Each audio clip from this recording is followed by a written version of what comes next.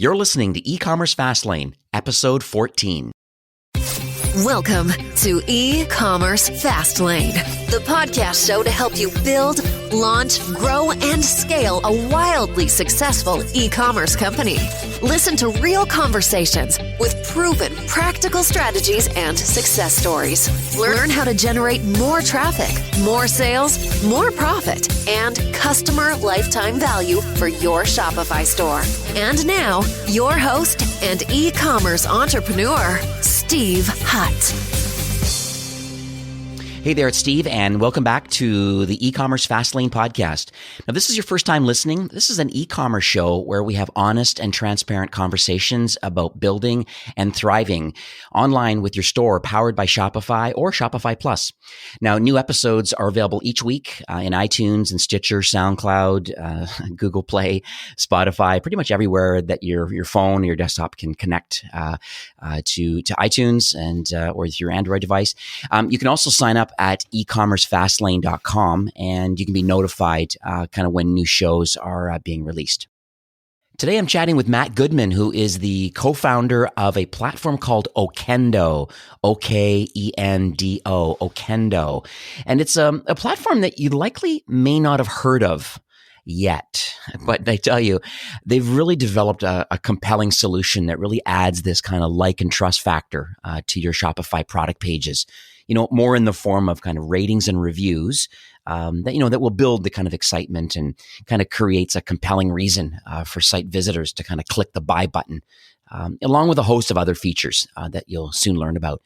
Things like user-generated content, like photos and videos, and highlights of kind of the product's unique selling points and kind of key value drivers. And, there's an extremely powerful multi-channel marketing section too that kind of extends the value of this kind of customer generated content, things like inline SEO. So you get like, high rankings in Google and Bing organically, with customer generated reviews, rich snippets, so now it'll actually show review kind of metadata in your product page links in Google or Bing. Google Shopping, you can now push review data to your shopping feeds that will really help to increase conversion. And even as of late, they've even added a Facebook kind of dynamic and lookalike audience kind of ad serving kind of right out of their platform. And there's a whole bunch of other features too. So kind of regardless if you are using a competitive solution right now to generate user reviews or user generated content, you kind of owe it to yourself today to just, if you can spend the next, 30, 40 minutes, listen to this episode, and you can really see what you're missing, and you can kind of see that, some innovation is really happening today. It's a compelling solution, to be quite honest with you, and it deserves some attention. So let's jump into the show. So hi, Matt, and welcome to the show. Thank you, Steve. It's a pleasure to be here. Oh, that's awesome. I'm glad you're here. I'm excited to dig into this episode today. I was actually, one of my colleagues mentioned your platform, and I thought, what a great opportunity to have you on the show and kind of share kind of what I believe to be massively important for the growth of a Shopify store. And that's kind of the social proof with, reviews and that whole community-based of kind of interaction with a brand. And I thought it'd be great to have you on and kind of talk about kind of what you've been working on and what you've produced. And so maybe kind of before we jump into it, can you tell me a little bit about your entrepreneurial journey that's kind of led up to building the Okendo platform? Yeah, absolutely. Thanks again for having me on. So Okendo has actually been a Shopify development partner for the last 4 years. Admittedly, we haven't been focused on building the Okendo app that whole time. So for the first 2 years of our being a Shopify partner, we were focused on developing an app called VidTitan, and that enabled retailers to capture video reviews from their clients. We got some decent initial traction and had a reasonable number of users. However, we ultimately felt we didn't quite have product market fit with VidTitan, mainly because retailers were telling us they kind of didn't want to run two apps in parallel, one for video reviews and one for text reviews. Mm-hmm. So we decided to pivot around 2 years ago and focus on kind of building out the extra features that would enable us to compete in the kind of broader customer reviews market, for the market for customer review apps. And as part of that, we chose to rebrand to Okendo. So we've been going full-time on Okendo now for 2 years. The first 12 months of Okendo, we were just purely focused on product development. And the early relationships that we had with our kind of clients from VidTitan and the partners that we were working with at that time were quite useful, as that helped us inform the features that we were building to really ensure that we were building something that was going to be useful for Shopify retailers. And then, we launched a private beta that ran for about 6 months. And during that time, we were very focused on inviting high-growth Shopify retailers to use the app, because we really were primarily interested in what they had to say about the app and understanding what their needs and goals were. And we've been out of beta now for about 6 months. Okendo is available for all Shopify retailers. And you can find it on the App Store. I believe it's quite a mature system now. It has all the features that high-growth retailers want and need in a reviews platform, so that they can capture awesome customer content. Yeah, it's funny you mentioned about the whole kind of, having multiple apps running to kind of do one thing, with text and video, kind of what VidTitan used to be. And I think that's a kind of a pain point that a lot of my merchants actually experience too, this whole having so many pieces of a tech stack all adding up. And it does make it much more complex and a lot of mishmash things going on. It's nice that you've, I guess, thought about and now have kind of built the platform now to be kind of more solely focused on kind of what it needs to do, instead of having to run multiple different types of solutions. So I think that's fantastic that you're going down that journey. So we know that reviews, as I mentioned at the top of the show, are like super, super important for retailers. Just that adds that social proof, and it just think of like shopping on Amazon. That's one of the first things that I typically do when I go there is I like to see both the good and the bad about a certain product, and then I get a good feeling about if it's something that I want to purchase or not. And so, knowing that's a core feature of Amazon, and kind of Amazon being like the largest retailer, there's quite a few competitors out there, in the same space. It's true. Certainly as existing, there's lots of alternatives out there, and just like, so how have you positioned Okendo kind of to be different, I guess, so to speak? Yeah, absolutely. It is a good question. Certainly, the market for customer reviews apps is very well established. It's a red ocean. So although there are certainly a lot of challenges, there are a few opportunities that latecomers to existing markets have. So one would be the ability of a kind of latecomer to address the problems and friction points that customers may have with their existing solutions. And also to perhaps provide the features or the tool sets needed to capitalize on new and emerging opportunities that existing alternatives aren't currently doing. And of course, because we're building tech companies, we have the opportunity to address those opportunities and problems using the latest in technology and design standards. So I think by focusing on these areas, we've been able to capitalize on opportunities in multiple spaces. And this is really what's helping us differentiate Okendo from the other alternatives that are out there. I can probably highlight that with a few examples. Please do, yeah. Okay, so everything we do at Okendo is done with a mobile-first approach. So whether that's capturing a customer review, to the retailers moderating reviews, to displaying them on their site, everything we do is mobile-first. And that's really proven to be so important over these last 2 years, because it's really been within this time period that consumer preference for mobile, for both browsing and purchasing, has overtaken desktop. So being so mobile focused has kind of enabled our clients to have significant performance improvements with their review generation. We had one client, Minimal, who migrated to Okendo from a popular alternative, and they were able to increase the rate at which they were generating reviews by over 1,000%. Yeah, wow. And we credit that primarily because the approach that they were previously using to capture reviews really wasn't optimized for mobile, so it was causing a lot of drop-off. So I just think that's a good example of how you can address an existing friction point with the new approach, new tech, to deliver better outcomes.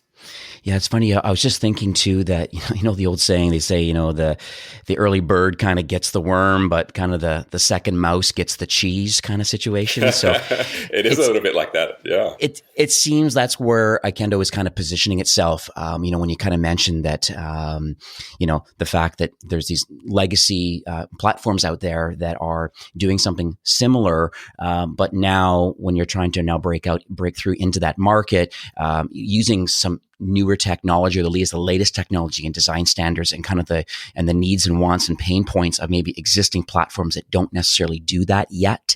I think that's interesting that you're able to innovate today and now and execute on it and release it. And, everybody plays catch up, no doubt, all the time, but, and that's just part of innovation. But it's great that you're seeing some really good results here, from some existing beta users and now, in full production now with your service. That's really, really awesome. Yeah, exactly. I think solving problems is one part of the differentiation strategy. And then the next is that innovation piece and capitalizing on the release of new tech and new opportunities. And I've got a big one in this space to talk to you about, actually. Oh, cool. Yeah, we're about to launch a major new feature called Sequences. We've kept it pretty hush-hush leading up to now. We haven't spoken to anybody or in a public forum about Sequences. So okay. I'm pleased to say that e-commerce Fastlane listeners will actually be the first to learn about it. Well, that's very cool. Thank you very much for that. Appreciate it. So Sequences is intended to give Shopify retailers an array of powerful new capabilities for optimizing the review request process. And quite honestly, these capabilities we haven't seen them at all before in any other reviews app. So we're all very excited about it. Okay, tell me more. Absolutely.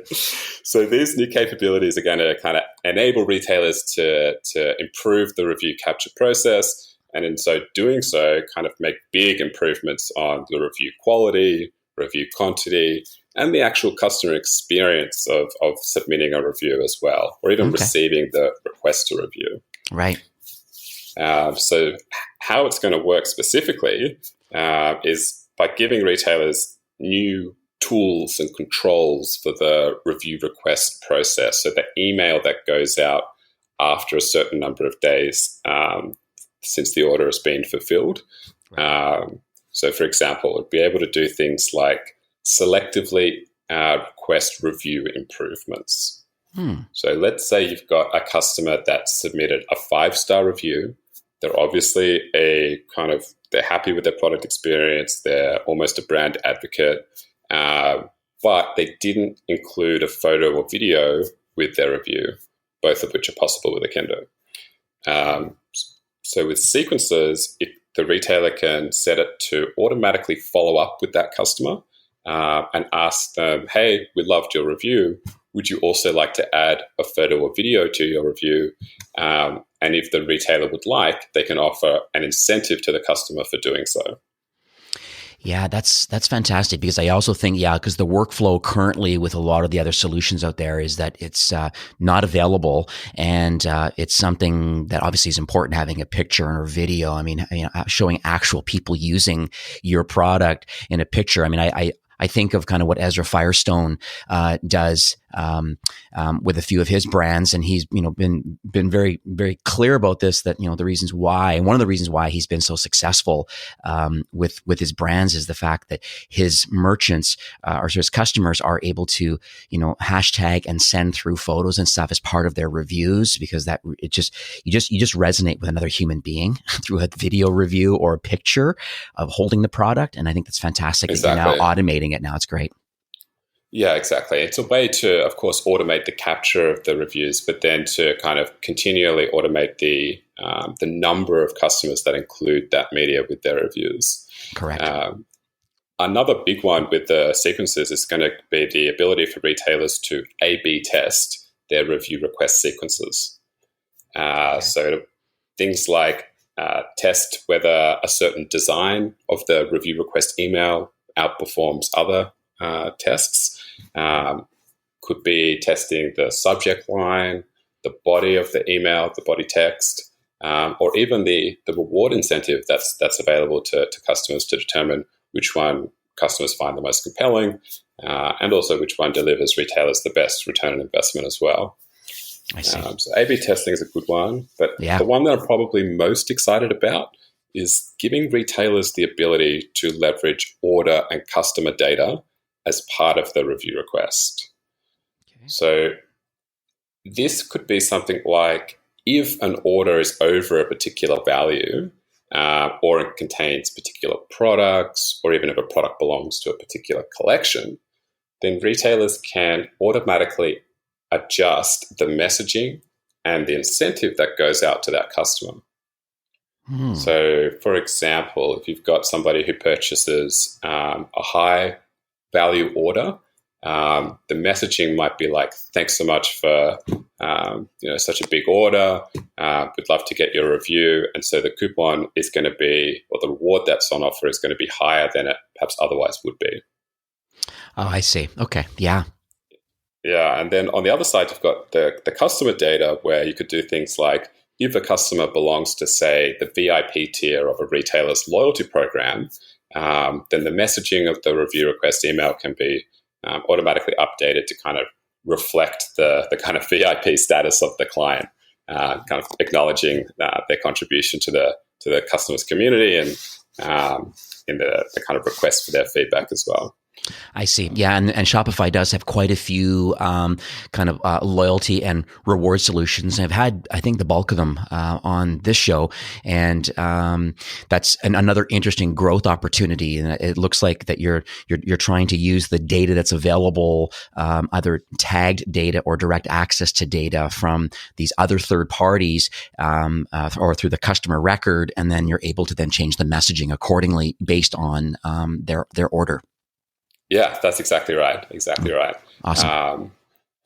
So I think by kind of focusing on these different opportunities, we've kind of been able to, and I should say the exclusive focus on Shopify and the capabilities of the Shopify platform, we've really been able to build a platform that's differentiated and also such a good fit for Shopify retailers. Yeah, no, 100%. I'm excited for that because I think the A/B test part of it, I think, is great. That's one thing I'm thinking of now, is because I think right now you never really know the success of these sorts of things unless you are A/B testing them. And so I guess you go through some kind of a round robin, going through them all. I would think at scale, especially for plus merchants that have lots of orders, it can really make a large impact because you have a large data set available, different offers and headlines, things like that you mentioned. So that's really cool. So there's a ton of metrics, to add in there. There's a ton of metrics that retailers want to be measuring as part of the review capture process. So like, of course, the open rate of the email, the click rate, the order to review capture rate. And those are all things that retailers, particularly Shopify Plus retailers, will now be able to do, to optimize with sequences and its A/B test capabilities. I see. So I know for sure, I would say that the bulk of, I would say more than 90% probably of the Shopify Plus store owners likely already currently have some kind of a review process kind of in place on their product pages, or even company reviews type plugins and things. Now, what about for Shopify kind of core, potentially, who haven't started collecting or displaying reviews yet? Can you kind of walk us through maybe some of the reasons? I mean, it seems that more mature merchants typically know that there's benefits of having reviews on their product pages just for that social proof and kind of recommendation to buy certain popular products. People like to, go in groups of people like to buy the most popular items. But can you kind of walk us through maybe one of the reasons why they should consider starting to collect and display reviews like right away? Yeah, absolutely. So I think you definitely nailed it in terms of the kind of big reason to add reviews is the ability to reviews to kind of establish trust and credibility in the eyes of new shoppers. So if retailers are going to be spending money driving shoppers to their website, they obviously want to be doing as much as possible to convert them into customers. And as you say, the best way to do that still is showcasing reviews from past customers, the concept of social proof. So that's a big one. And of course, a system like Okendo will give retailers the tools to capture content and then also to showcase it throughout their site.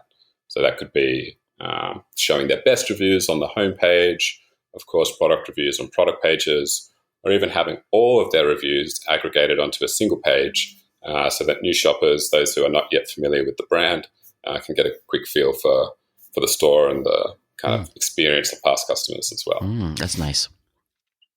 Yeah, and then I think beyond just the ability to kind of establish trust and showcase popularity, reviews are actually a very important tool in helping shoppers make decisions. And if shoppers can make good decisions, faster decisions, that results in increased conversion rate and, of course, more sales. And there's a few ways that reviews contribute to facilitating shopper decision-making. The first way is that reviews can actually be a great way to give insight into the customers themselves. And that's actually particularly effective because one of the main mental tools consumers will use to try to make good purchasing decisions is to align their decisions with customers that have kind of similar requirements or characteristics as their own. Right. The assumption being that this alignment kind of increases the probability the product is going to be right for them or it's going to achieve their desired outcome. So an example of that might be, let's say you've got a female shopper looking to buy a new dress from a retailer she hasn't tried before. She may have previously had a bad experience purchasing something online and it didn't fit and she had to return it. So this time around, the retailer could actually show reviews from past customers that include sizing insights, things such as waist size, bust, height, and how the product that they purchased subsequently fit for them. So that way, the shopper that's considering buying, if she can identify customers that have similar sizing dimensions as she has, and those customers found the medium to be a great fit, then she's going to feel confident and more compelled to complete her transaction in that visit. Yeah, it's interesting you mentioned that because I have quite a few merchants that I manage or that I consult on, and a lot of them are in the fashion space. One in particular is in the shoe market, and I find what's interesting, they unfortunately are not using your service, and at this point they're actually not doing any reviews yet, which is really shocking to me. Separate issue, but the primary thing, the way they're getting around it is that right in the description of the product, they actually put in there about, that, for example, if you're a size 10, we recommend that you select a 10 and a half. And so they're being very general. I guess they're saying that maybe their sizes are a little bit, on the smaller side. So you need to kind of, so based on your size, you should just get a half size larger. And I feel that, as an interesting workaround that is, and as it maybe is helping reduce, the kind of returns and exchanges that happen, I think quite a bit in fashion. I know large amounts of returns happen in footwear, just for that sizing reason alone. It's very interesting that that's a really great example of why having proper product reviews and then on the product page and then talking very specifically about the fit and the subsequent. I think that's fantastic that you're kind of addressing that concern. Yeah, exactly. I think if you look at, let's say, any fashion item on Amazon, or there's some other popular sites, say Rent the Runway, they've all experienced significant success by giving customer insights into sizing dimensions and their particular experience with the product. And that in turn helps them, one, kind of build this kind of customer community around the brand, and also helps people make decisions. Right. But aside from giving the insight into the consumers, of course, reviews are also intended to give an insight into people's product experiences. Right. And so the other way people make decisions is to try to understand how a product performs in perhaps two or three key attributes, or two or three key areas. So price, of course, is always going to be one of those dimensions, but beyond that, it's really product specific. So as another example, let's say you've got a customer considering buying, say, the latest teeth whitening products. Okay. So aside from price, she's probably going to be particularly interested in understanding, say, effectiveness. Does it actually whiten my teeth? Right. Maybe another one. Yeah. Speed of results. Is it going to take a day? Is it going to take a week? How quickly is it going to happen? And maybe ease of use. So is it something that anyone can do, or they have to spend an hour struggling in front of the mirror to make it happen? Right. So I think if retailers can actually show reviews that highlight customer feedback on these specific product attributes, it could be, say, a rating of 1 to 5 on each area, it suddenly makes it very easy for the shopper to assess performance and make their purchasing decisions. Mm-hmm. I could see that. Yeah. And as you touched on before, when customers can make better decisions, one benefit, of course, is retailers make more sales. But the additional benefit is that the cost and support overhead goes down. So yeah, I think helping people make decisions is a great one. Right. And then what about about obviously these extra fields and things that were, or data points that we're capturing? Have you kind of addressed that concern? Because you always think, it's easy to kind of give a 5-star review on something and potentially just a really quick review. But if we really want to have more data points available, how have you addressed the collection of these other attributes? That's a great question. So this is very much related to the way Okendo collects reviews and the way that it's done differently compared to alternatives. Okay. So we have, as I said, a very mobile-focused approach to review capture, where the customer is first asked in the email to provide a star rating for that product. Okay. The customer is then taken out to a dedicated reviews capture page that's been built for a mobile-first experience. And on that page, they can provide a review in their own words. They can provide the structured attribute ratings, and that can be a distinction between product attributes and customer attributes. They can submit photos and videos, and they can even add their social media profile picture from Facebook or Google. Nice. Yeah, so it's a unique review capture approach, and one that definitely optimizes for both review capture and review quality. I see. Okay, awesome. Very cool.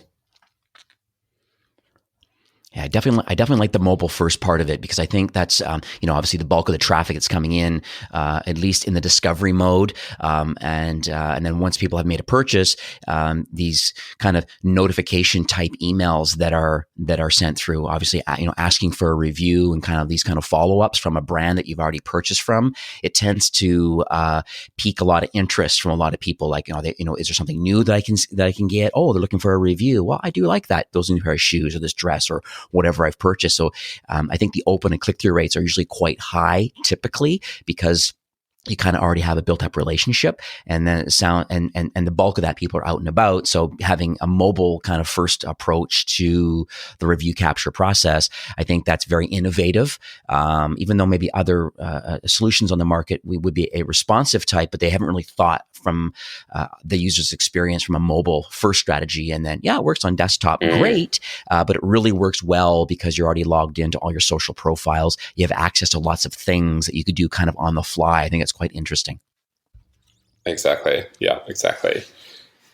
Just to finish this topic of the benefits of reviews, I think there is one other reason that when I'm speaking to retailers about why they should consider adding reviews to their site, and it's kind of more of a higher order, higher level kind of outcome, which is once the retailer actually builds up a good volume of reviews and even questions and answers, a sense of customer community can kind of begin to exist around the brand, sort of kind of customer movement, which once it's existing, starts to become kind of self-perpetuating as well.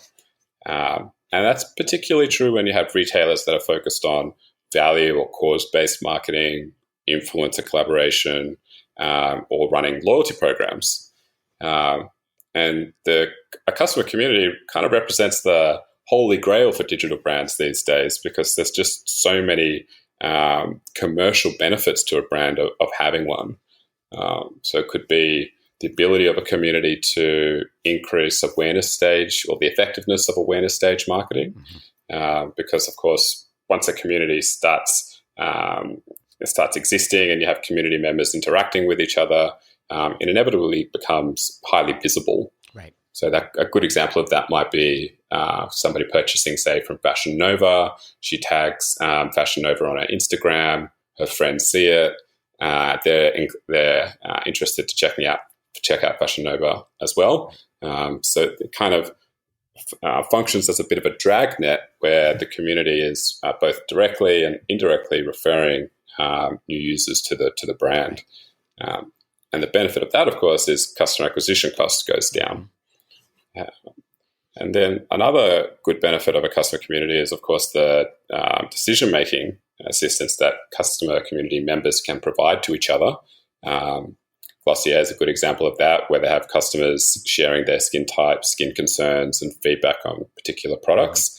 And, of course, a community, the sense of kind of customer inclusion that results from a community helps increase brand affinity, brand loyalty, and that means that customers buy more products, repeat purchase rate goes up, and customer lifetime value goes up.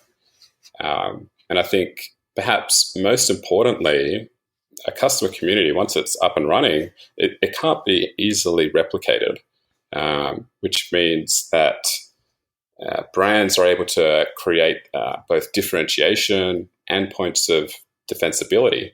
And I think that that's actually very, very important, given that it feels as though retailers are in a state of kind of super competition at the moment. So the more retailers can do to kind of establish credibility, facilitate decision-making, but also ensure that they have differentiation and defensibility, that's going to be very important as well. Yeah, it's funny that you're mentioning this, like building this community and just almost like a moat around the brand and the word of mouth that kind of happens because of it. It like some of the conversations that I've had of late, and the word that's being brought up quite a bit is, how do I get my customers' attention or potential customers' attention? And attention being the single word, it's just like, yeah, that's a really good point, because there's so much noise, and as the months and years go by, more and more people are shopping online. It's growing, and because of that grows the selection and it grows your competition. And and if you can figure out ways of getting more attention to your brand, either through discovery, and the discovery can go through word of mouth, as you said, tagging things, what Fashion Nova potentially is doing, and then resharing that from a hashtag. And it's so interesting that that's where the market is going. How do you get a new customer's attention, and or how do you gently remind existing customers that you're still around and there's something new? If it's fashion, then there'll be new product lines coming out for seasons and things like that. So it's quite interesting, and that's kind of where my focus is too, trying to help brands grow. Is how do you get more attention? And it sounds like you have that dialed with Okendo, so that's fantastic. So yeah, absolutely. I think. Yeah, go ahead. Yeah, sorry. I just got to agree with you that, those are all things that retailers need to focus on, and competing for attention in today's market is super hard. Absolutely. So let's jump into the competition topic then. So we kind of discussed it a little bit on the show so far, but and with other guests and stuff too. And I just would like to get your take on the market and kind of what you think it takes for kind of retailers to kind of succeed kind of online in today's kind of climate. Okay, yeah. So I think I definitely, as I said, agree that we are in a state of kind of hyper competition at the moment in retail. We've obviously got Amazon and the rest of the 1,000-pound gorillas out there, Walmart, Jet, the rest of them. Interestingly, we seem to be living through a bit of a direct-to-consumer gold rush at the moment. Right. Seems there's hundreds of emerging brands piling into every possible consumer niche to try to topple the retail old guard. Yeah, that's so true. You've got the digital transformation of the traditional brands, both big and small. And we've got micro brands that emerge very quickly, perhaps might disappear very quickly, new business models such as drop shipping. And of course, all of this has been facilitated by lower barriers to entry, enabling platforms like Shopify. And so, it's resulted in a really competitive market. How do I'm just thinking out loud here now, but so how do you build customer loyalty? Like, how do you win in that space? Like, I'm just thinking from your perspective and just trying to, from what you see and kind of building this platform, these are obviously some problems that you're trying to solve. So how does someone listening to the show right now, how do they improve their customer loyalty or just win more with their store? I think that's how do retailers kind of succeed in such a competitive market space is definitely the golden question. And it's what all of us building technology platforms like Okendo are trying to help retailers answer. I think what a good guiding point for answering that question is basically to look at what those retailers who are winning in this competitive market, what they're doing as a kind of reference point. Because I think if you look closely at brands like Glossier, Gymshark, Fashion Nova, you can kind of see that there are some common strategies when they get it right. It does work. It does enable brands to achieve differentiation and create those moats of defensibility. I see. I'd say, like, specifically, there's probably at least three areas that I see those type of brands focusing on and strategies to establish that differentiation. As you said, it's very much focused on customer loyalty. So these brands understand that it's cheaper and easier to drive additional revenue from existing customers. And that's true because for digital brands, they often say customer acquisition costs are the new rent. That's so true. Yeah. And the costs of marketing on platforms like Facebook and Instagram is only going up. So retailers, certainly like Fashion Nova and Glossier, they understand that they need to be focused on not just the one-off transaction, but actually winning the customer's account, the repeat business, the customer loyalty. Yeah, and these are topics that come up quite a bit too in my calls and coaching and stuff. And it's just, I use the word pay to play. It's just the way it is now. Just organic reach can be tough, and cost per acquisition costs are definitely going up. And so you definitely want to figure out ways of how you can maximize lifetime value of your existing customers. And I think, that's as you say, it's part of winning the customer loyalty is just understanding the fact that, there is a paid acquisition cost to that customer, but then what are you doing long-term to kind of nurture that customer into someone who's loyal and potentially even a brand advocate at some point through loyalty and points and these sorts of things. So it's very interesting that that's kind of how you're aligned and how you're thinking, that Okendo is kind of trying to help that part of the equation. Absolutely. And related to that sense of customer loyalty is the interactions that retailers or customers have with both other customers and with the retailers themselves. Because as I was kind of mentioning before, you do see brands like Gymshark, Glossier focusing on trying to build a sense of customer community around the brand. I think that they've actually made that quite a foundational goal of theirs, and many strategies that they have are kind of aimed at either directly achieving that goal or supporting it, because there's just such great benefit of a customer community. So one other benefit that I can think of that I didn't touch on before is how a customer community helps retailers kind of be flexible. So we kind of live in an age of rapidly evolving platform preferences. So today, Instagram is the hot platform. What's it going to be tomorrow? We don't really know. But if you have a significant amount of customer loyalty, a community that exists around the brand, that's actually going to help you be resilient to change. So suddenly tomorrow there's a majorly new hot popular platform that everyone's jumping on. A community should be able to kind of transfer over to that new platform and without you missing a beat. So it helps retailers be resilient. And then I think just as a high level, we see these retailers focusing on maximizing the customer experience.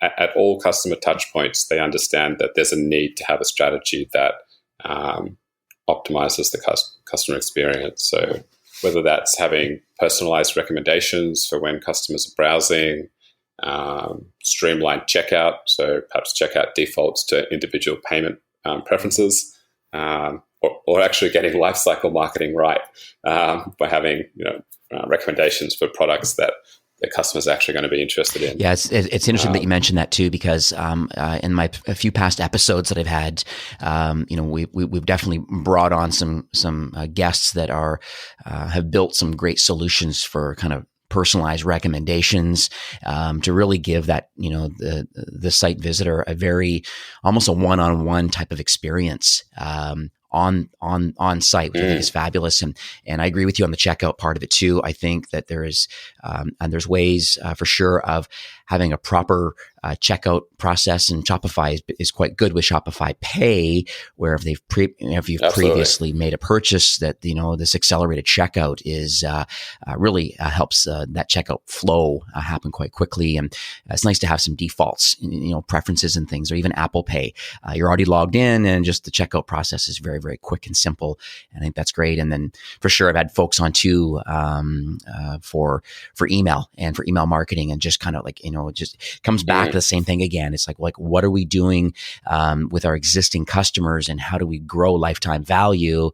And from a personalized one-on-one experience with a great fast checkout process, and then able to follow up with in your case, following up with reviews, and following up again for maybe a picture or video review in exchange for a further promotion and building brand affinity and stuff. I think that's fantastic that's kind of how you're thinking too. This is the Okendo platform is progressing, and it's kind of how the market is demanding.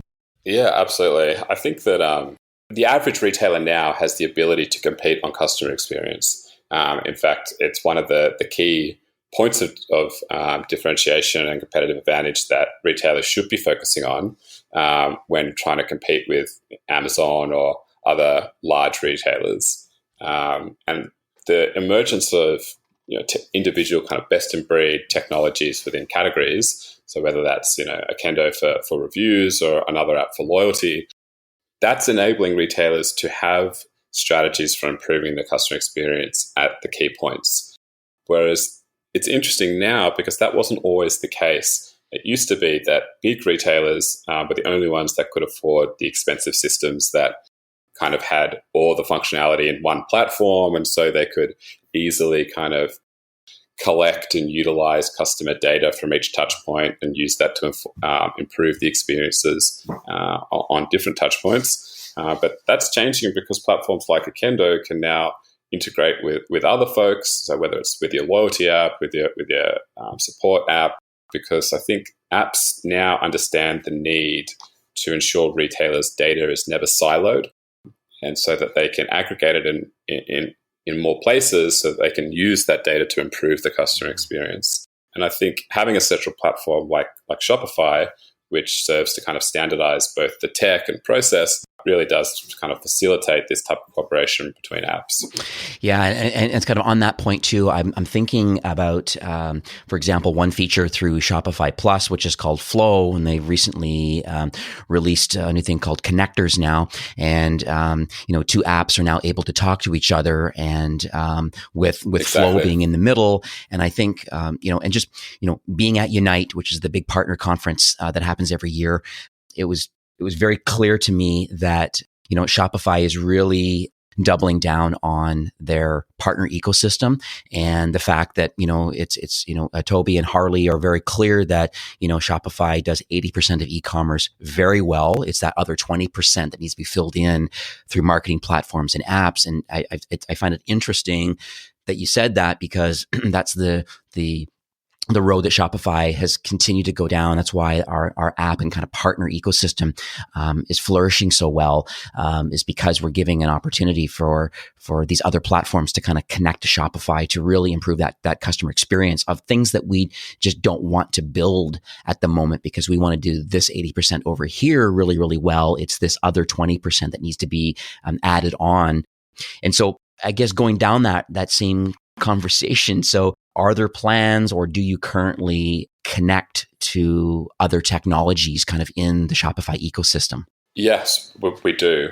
We've actually kind of made that a big focus at Okendo, Awesome. simply because we understand that retailers need to be sharing data between platforms to provide the best possible customer experiences. So we integrate with a number of different apps, probably across 3 or 4 main categories. So for customer support, we would integrate with apps like Gorgias, Zendesk, and that enables retailers to kind of route reviews to a support team if the review is perhaps a low star rating or it has negative sentiment in the body language of the review text. Because if the customer is submitting a review and it's perhaps less than a stellar review, ideally retailers want to be following up with that customer and addressing whatever problems exist. If you could actually see me right now, I'm actually nodding my head up and down because I could see that being an issue where there's a very low starred review, and there's obviously, because of some kind of problem of shipping or a size, a return, kind of a customer servicey type issue. Now it's very interesting that you are thinking about this and like, well, how do I push this out quickly out to Gorgias or Zendesk so it can be triaged right away and dealt with? Because, I think, as time goes by, just imagine get notifications quite quickly when a bad review comes through and notification is sent to a particular channel inside Gorgias. I find that interesting that people can be alerted and then someone in the service or division of a brand or a company or the owner could jump on that call right away or through email and address it on the spot. And then you can really, change that person's sentiment towards the brand and all of a sudden go in and rechange their star rating and think, now I feel like I'm being heard now. Yeah, exactly. And I think there's a lot of evidence that suggests customers that have issues which go on to be resolved actually end up to have higher customer satisfaction ratings, end up being more loyal customers, even more profitable customers. So the opportunity to get good feedback is, of course, a huge part of the objective, but also getting negative feedback has significant opportunities for retailers as well. So we want to ensure that we're giving them the tools to capitalize and manage that process. And the fact that it just gives a pulse for the brand and kind of what's going on, because if people are leaving negative reviews, then, where there's smoke, there's fire. And is there any kind of process that needs to be improved upon? And so it just Exactly. for the business owner, it wakes them up a bit. And so having some kind of support notifications now because of a poor star rating or language in the review, that's interesting to me. And I think our listeners of the show should take that to heart. This is something that's, I think, very, very important. Absolutely. And I think Okendo even makes that easier, makes it as easy as possible, given that we have a bit of machine learning built into the system by using a bit of natural language processing to identify negative sentiment in the text of a review. So even if somebody tries to game the system by putting 5 stars, but then writing a negative review, Okendo will still identify that it's not a great review and will send to the support team for them to address. And so what other kind of, categories or technologies do you connect to then? Yeah, we integrate with loyalty programs, a number of different loyalty apps. So Smile, Well Rewards, Loyalty Lion, so that retailers can incentivize customers for leaving reviews or for including different types of content with their review. And that could be a customer profile picture from social media, a photo, or a video. And even down the line, we've got plans to incentivize customers for answering shopper questions to really help build that sense of community as well. Awesome. And as you mentioned about Flow, we're actually starting to do some interesting work there so that retailers can leverage Flow and the customer data that comes in from reviews. So they can do things like, let's say they're capturing reviews for a sample product.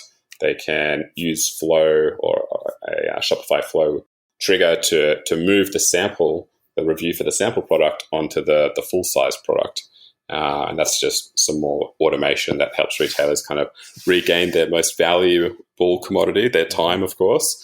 And we actually even have some stuff in the works with Shopify Ping and Kit, building some Kit skills to help retailers approve or reject reviews directly on their mobile, or even reply to questions from the Ping app as well.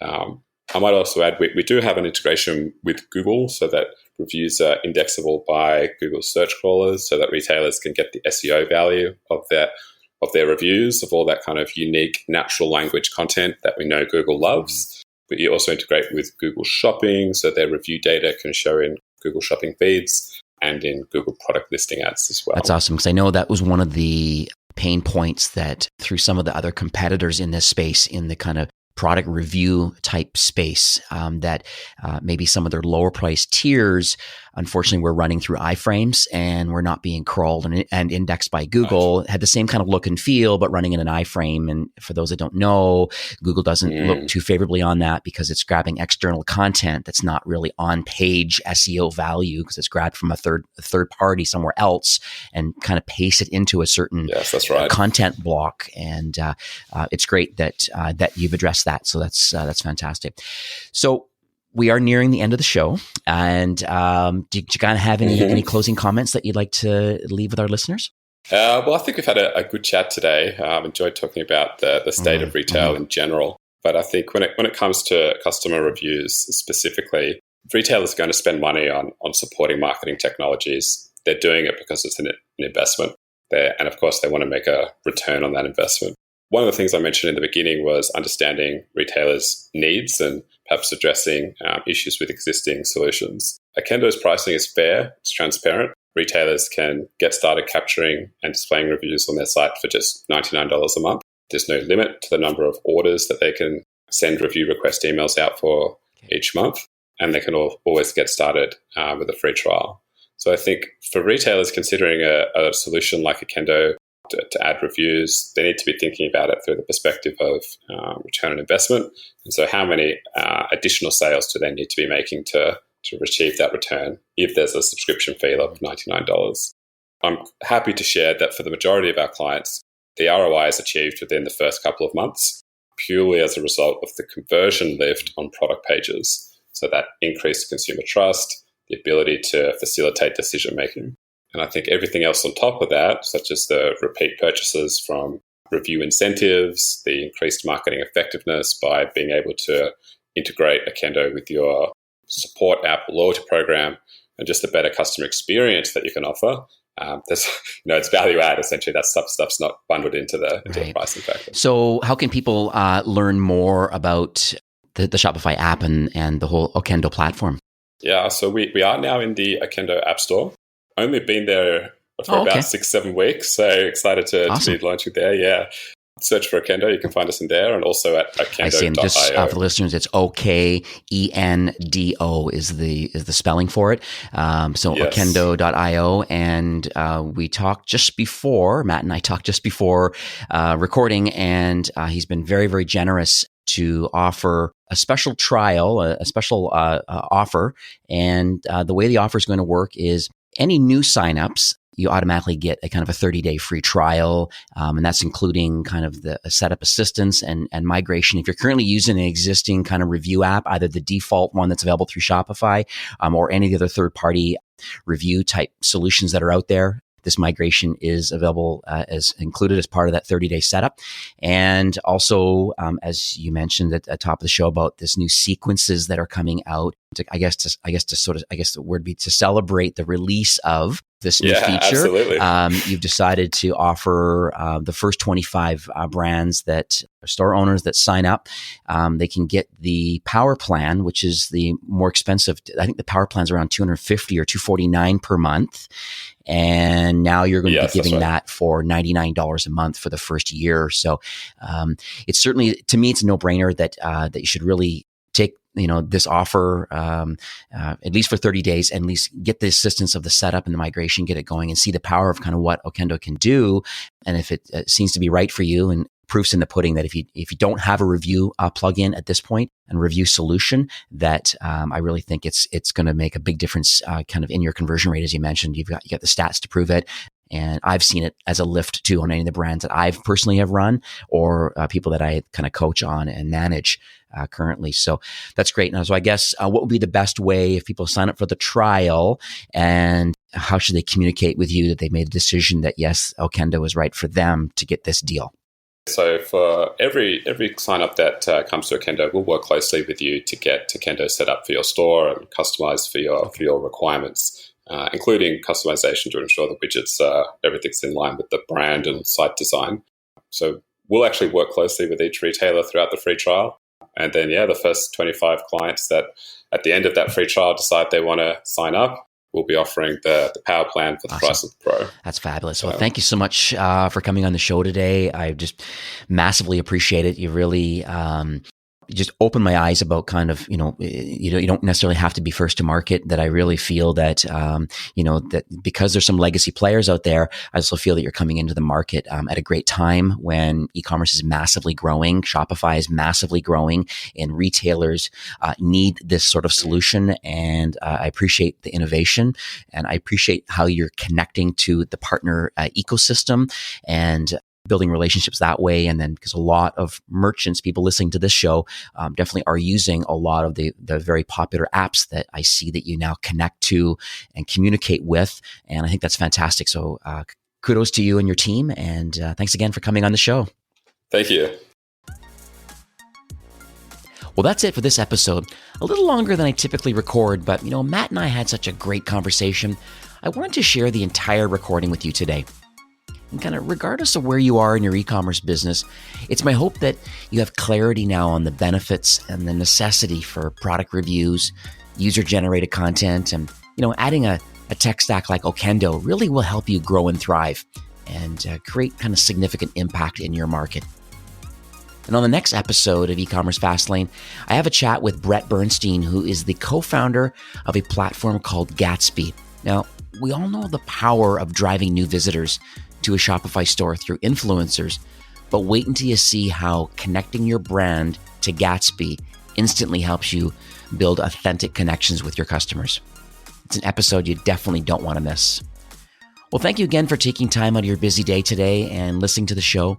I truly appreciate you and your entrepreneurial journey with commerce powered by Shopify. Thanks for being a loyal listener and a supporter. And until then, enjoy the rest of your week and take care.